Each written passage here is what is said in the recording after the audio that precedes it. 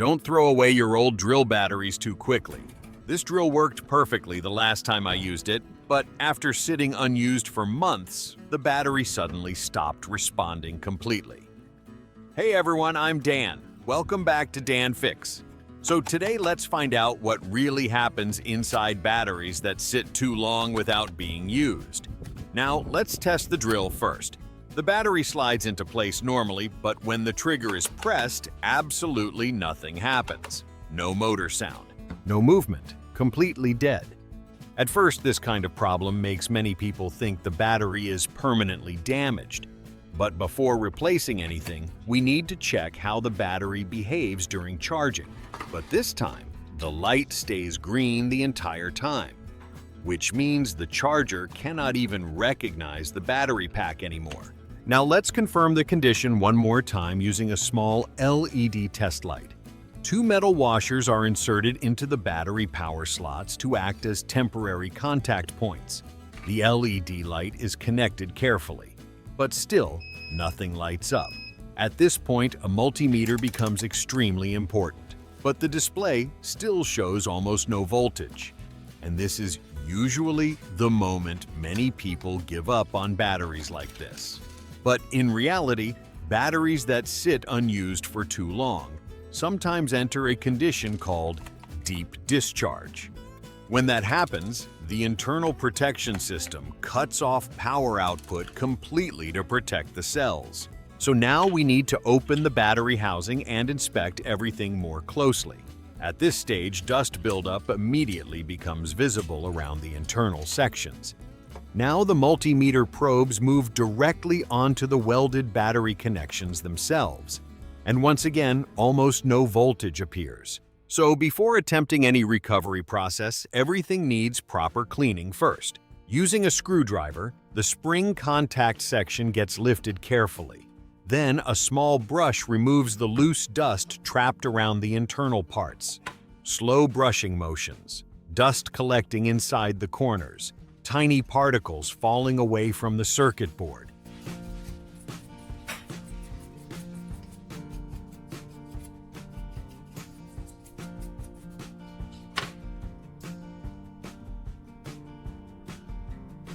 Now comes one of the most important maintenance steps. WD-40 is sprayed into a small cup first instead of directly onto the board. Then a cotton swab is used to clean each small section carefully. The contacts, the solder joints, the small connection terminals between battery cells. If you look closely, the cotton swab starts turning black almost immediately. That buildup can interfere with stable electrical contact over time.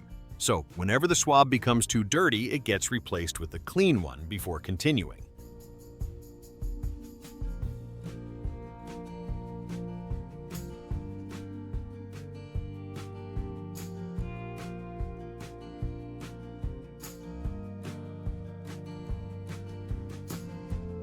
Now we slowly move across the rest of the board section by section. The small connector pins, the welded nickel strips, the contact springs, everything gets cleaned carefully.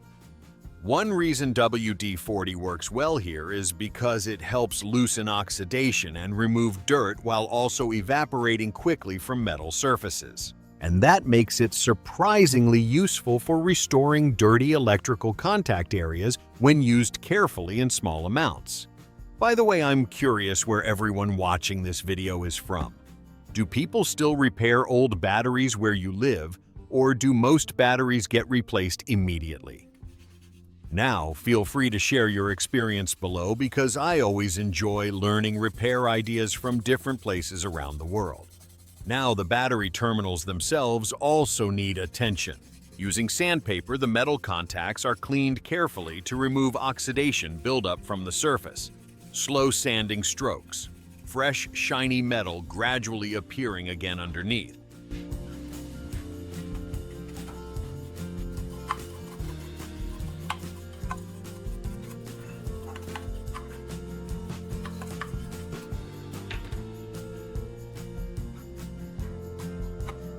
Now comes the most interesting part of this repair.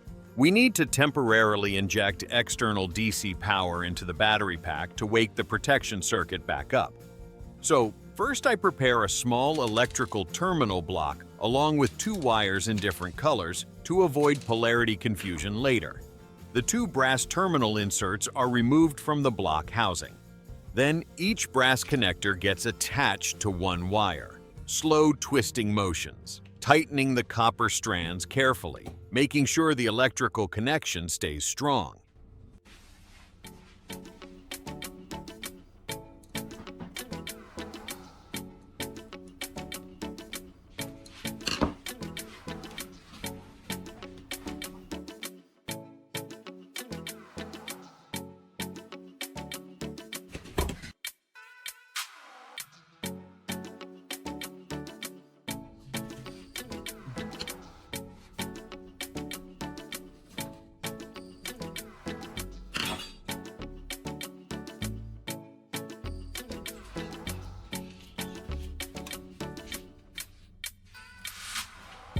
Now the remaining end of the red wire gets connected to a small rivet. This rivet will later become the center contact for the round charger plug connection. At this stage, the system already starts looking like a homemade activation cable.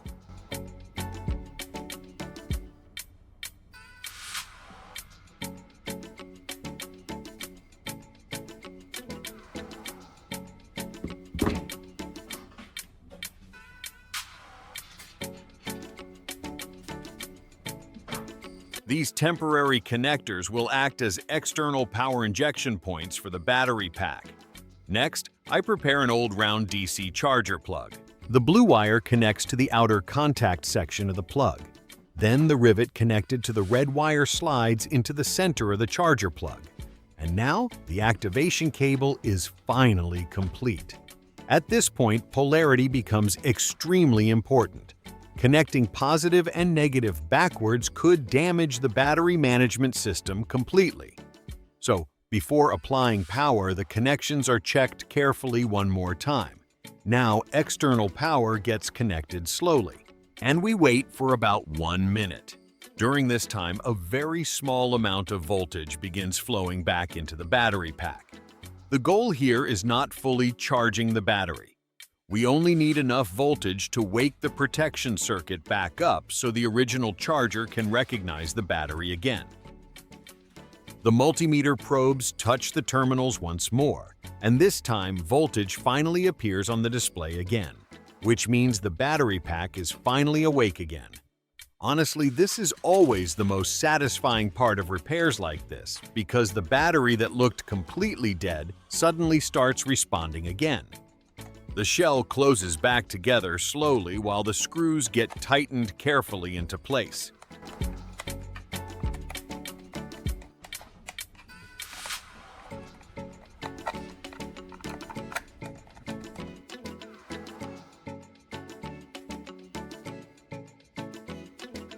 The battery slides back into the charger once again. For a second, the green light stays on. Then suddenly the indicator changes to red, which means the charger finally recognizes the battery pack again and charging has officially started. Many batteries that appear completely dead are sometimes simply stuck in a deep discharge state instead of being permanently damaged. And learning how to diagnose problems like this can save a surprising amount of money while also keeping useful tools out of the trash. Sometimes the difference between replacing a tool and saving it comes down to understanding what the battery protection system is actually doing. If you enjoyed this repair project, don't forget to like and subscribe because there are still many more practical workshop ideas coming soon. Thanks for watching, and I'll see you in the next video.